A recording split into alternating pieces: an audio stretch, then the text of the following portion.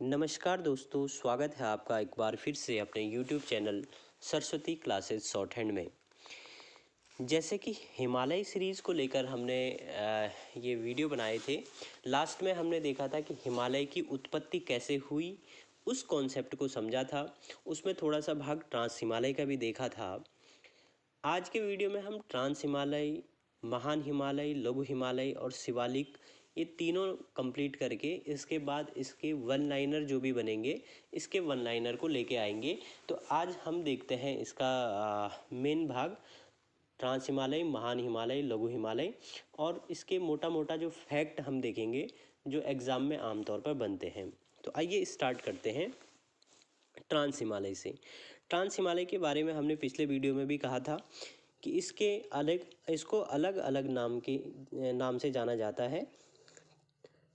पार हिमालय के नाम से जाना जाता है, टेथिस हिमालय के नाम से जाना जाता है, तिब्बती हिमालयन के नाम से जाना जाता है और पार हिमालय के नाम से जाना जाता है। ट्रांस का अर्थ ही होता है पार, तो तिब्बत की ओर फैला हुआ है, इसलिए इसको पार, तिब्बती। टेथिस हिमालय क्यों कहते हैं? टेथिस सागर के बारे में हमने बताया था लास्ट वीडियो में कि यही जो है हिमालय का गर्भगृह कहलाता है, टेथिस सागर। यहीं से हिमालय की उत्पत्ति हुई है। इसको देखेंगे तो ये महान हिमालय के उत्तर में फैला हुआ है। इस प्रकार से महान हिमालय की चोटियां हैं और इसके उत्तर में फैला हुआ है तिब्बत की ओर। ढाल इसका तिब्बत या चाइना की ओर है। महान हिमालय का वृष्ट छाया इसको हम कहते हैं। वृष्ट छाया का मतलब होता है कि सीधे हम देखें तो किसी चीज़ का किसी पे शैडो पड़ना। जैसे ये महान हिमालय की पर्वत चोटियाँ हैं। महान हिमालय की पर्वत चोटी इस प्रकार से है और इसके उत्तर में ये ट्रांस हिमालय बना हुआ है। तो इस महान हिमालय की ऊंची चोटियों के कारण कभी भी इस पर जो है कोई भी हवा नहीं टकरा सकती। जो भी हवा टकराएगी वो महान हिमालय पे टकराकर वापस हो जाती है, जिस कारण ट्रांस हिमालय में कोई भी हवा नहीं पहुंचने के कारण यहाँ पर बारिश नहीं होती है। इसी वजह से भारत का सबसे कम वर्षा वाला क्षेत्र जो देखा जाता है लेह देखा जाता है, जो कि ट्रांस हिमालय का भाग है। सामान्यतः ट्रांस हिमालय की बात करेंगे तो सामान्यतः ट्रांस हिमालय देखा जाता है जम्मू कश्मीर में, जहां पर इसकी तीन प्रमुख चोटियां हैं, काराकोरम, लद्दाख और जास्कर। आइए देखते हैं हम किस प्रकार से ये फैला हुआ है ट्रांस हिमालय। ट्रांस हिमालय जो फैला हुआ है ये सामान्यतः JNK में फैला हुआ है। ये देखते हैं, ये है हमारा जम्मू कश्मीर का भाग, ये जम्मू कश्मीर है। इस प्रकार से ट्रांस हिमालय की जो तीन चोटियां हैं इस प्रकार से हैं। देखिए, ये इसकी काराकोरम रेंज है, ये इसकी लद्दाख रेंज है और ये इसकी जास्कर रेंज है। काराकोरम, लद्दाख और जास्कर। हाल के पेपर में एक क्वेश्चन देखा था कि निम्न में से कौन सी श्रेणी ट्रांस हिमालय की है, और उसमें एक कैलाश रेंज भी देखा गया था। तो यही ट्रांस हिमालय की रेंज जब तिब्बत में जाती है तो तिब्बत में उसको कैलाश श्रेणी के नाम से, कैलाश रेंज के नाम से जाना जाता है, जो कि महान हिमालय, जो कि ट्रांस हिमालय का एक भाग है। तो ट्रांस हिमालय बेसिकली यहीं फैला हुआ है, लेकिन अब इसकी जो ट्रांस हिमालय की ये वाली रेंज जब आगे बढ़ती है तो इसका थोड़ा सा भाग हमें देखने को मिलता है उत्तराखंड में भी। तो उत्तराखंड में ट्रांस हिमालय का एक छोटा सा भाग हमारे पास है, और देखते हैं इससे क्या क्या हमारे प्रश्न बनते हैं ट्रांस हिमालय से। ये देखेंगे इस प्रकार से, ये वाला पार्ट ट्रांस हिमालय का लगता है थोड़ा सा, ये वाला पार्ट जो हम देखते हैं ये ट्रांस हिमालय का पार्ट लगता है। तो इसके बाद देखते हैं इसमें क्या क्वेश्चन बनने वाले हैं ट्रांस हिमालय में।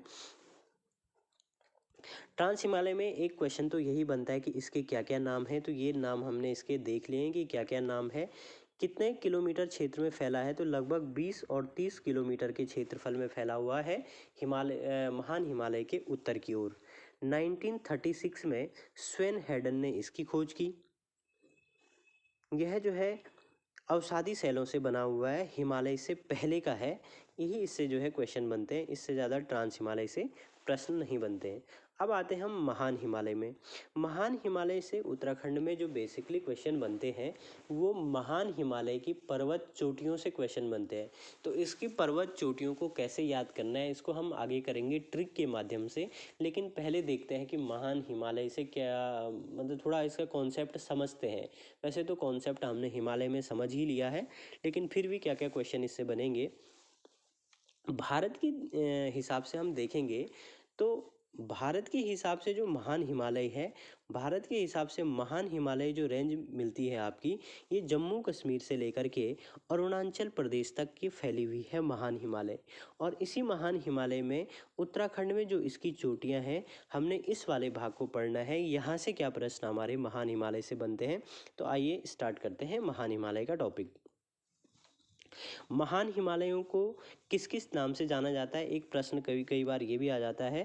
तो देखिए, बृहद हिमालय इसको कहते हैं क्योंकि इसकी चोटियां सबसे ऊंची हैं, इसलिए इसको बृहद हिमालय।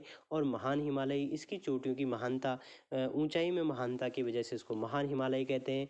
आंतरिक हिमालय की बात करेंगे तो भारत पे जो हिमालय है, तो सबसे ऊपर जो फैला हुआ है आंतरिक भाग इसका वही है, इसीलिए इसको आंतरिक हिमालय कहते हैं।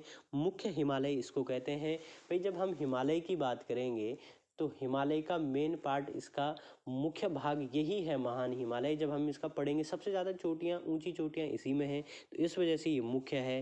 हिमाद्री के नाम से भी इसको जाना जाता है क्योंकि यहाँ पर वर्ष भर इसकी चोटियाँ बर्फ से ढकी रहती हैं, इसीलिए इसको हिमालय या हिमाद्री के नाम से भी जाना जाता है। इसके विस्तार की बात करेंगे तो विस्तार हमने देख ही लिया है कि विस्तार इसका J&K से लेकर के अरुणाचल तक है। यहाँ जीवाश्म नहीं पाए जाते हैं क्योंकि वर्ष भर यहाँ पर वर्ष भर हिमालय से आच्छादित, बर्फ से आच्छादित रहता है, तो इस वजह से यहाँ पर किसी प्रकार का जीवाश्म नहीं पाया जाता है। उत्तराखंड की दृष्टि से एक क्वेश्चन यहाँ पे बनता है कि निम्न में से कौन सी जनजाति का ये निवास स्थान है, तो ये भूटिया जनजाति का निवास स्थान होता है। और यहाँ पर जो है भूटिया जनजाति के द्वारा जो प्राचीन टाइम पे व्यापार किया जाता था, जो तिब्बत के साथ व्यापार किया जाता था, तो इसी महान हिमालय के रास्ते जो दर्रे हैं, उन्हीं रास्तों से व्यापार किया जाता था। यहाँ पर जो वार्षिक वर्षा का जो एवरेज होता है, 40 से 80 सेंटीमीटर वर्षा यहाँ पर देखने को मिलती है। और उत्तराखंड की दृष्टि से इसमें जो क्वेश्चन बनेंगे, ये यहाँ पर एक तो यही क्वेश्चन बनता है कि कौन सी जनजाति मध्य महान हिमालय से बिलोंग करती है, तो भूटिया जनजाति बिलोंग करती है। इसके बाद जो क्वेश्चन इसके बनते हैं, ये इसकी चोटियों के संबंध में क्वेश्चन बनते हैं, तो इसकी चोटियों को आगे देखेंगे हम ट्रिक के माध्यम से। उसके बाद देखते हैं हम लघु हिमालय। लघु हिमालय महान हिमालय के दक्षिण की ओर फैली हुई चोटियां हैं, उनको हम कहते हैं लघु हिमालय। इसका मुख्य विस्तार हम देखेंगे तो हिमाचल, उत्तराखंड, इन क्षेत्रों में इसका पाया जाता है। इसकी जो औसत ऊंचाई है 1500 से 4500 मीटर इसकी औसत ऊंचाई होती है।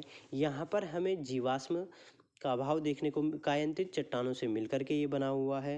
उत्तराखंड की दृष्टि से जो प्रश्न यहाँ पर बनता है, वहाँ पर ये प्रश्न बनता है कि इस लघु हिमालय में जो देखने को मिलता है वो घास के मैदान देखने को मिलते हैं, जिन्हें हम बुग्याल कहते हैं, पयार कहते हैं।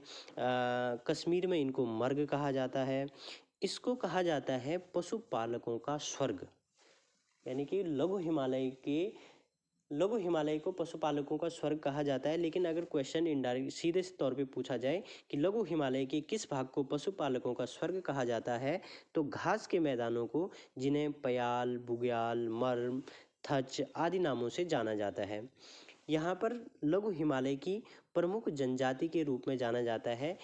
जौनसारी जनजाति को लघु हिमालय की प्रमुख जनजाति के रूप में जाना जाता है। इसकी जो ढाल है, लघु हिमालय का ढाल दक्षिण की ओर तीव्र और उत्तर की ओर मंद ढाल है। और यहाँ पर इसी लघु हिमालय में एक दूधा तोली श्रेणी पाई जाती है, जिसका विस्तार 3 जिलों में हमें देखने को मिलता है। चमोली हो गया, पौड़ी हो गया और अल्मोड़ा हो गया। चमोली, पौड़ी और अल्मोड़ा जिलों में इसका विस्तार देखने को मिलता है। इसको उत्तराखंड के पामीर के नाम से जाना जाता है। और यहाँ से 5 नदियों का उद्गम होता है। इसी दूधातोली श्रेणी से 5 नदियों का उद्गम होता है। पश्चिमी रामगंगा, आटागाड़, नयार, पूर्वी रामगंगा, पश्चिमी रामगंगा, आटागाड़, पूर्वी रामगंगा, आटागाड़, पूर्वी नयार, पश्चिमी नयार और बूनो, इन 5 नदियों का उद्गम होता है दूधातोली श्रेणी से, जिस वजह से इसको उत्तराखंड का पामीर भी कहा जाता है। और इसी दूधातोली में वीर चंद्र सिंह गढ़वाली की समाधि भी बनी हुई है। कोदियाबगड़ में, और यहाँ पर 12 जून को प्रतिवर्ष मेले का आयोजन भी किया जाता है। इसके बाद हम देखते हैं शिवालिक श्रेणियों को। शिवालिक श्रेणी की बात करने से पहले लघु हिमालय में एक आध क्वेश्चन और बन जाता है। यहाँ पर जो अलकनंदा की घाटी है ये चुआ और ज्वार के लिए प्रसिद्ध है, और अल्मोड़ा जो है मक्का के लिए प्रसिद्ध है। इसके बाद लघु हिमालय में कुछ खनिज पदार्थों को भी हम देखते हैं कि कौन सा खनिज कहाँ पाया जाता है। तो खनिज से संबंधित एक अलग सा वीडियो हम लेके आएंगे, उसमें खनिज का टॉपिक वहाँ पर क्लियर करेंगे। इसके बाद आता है शिवालिक।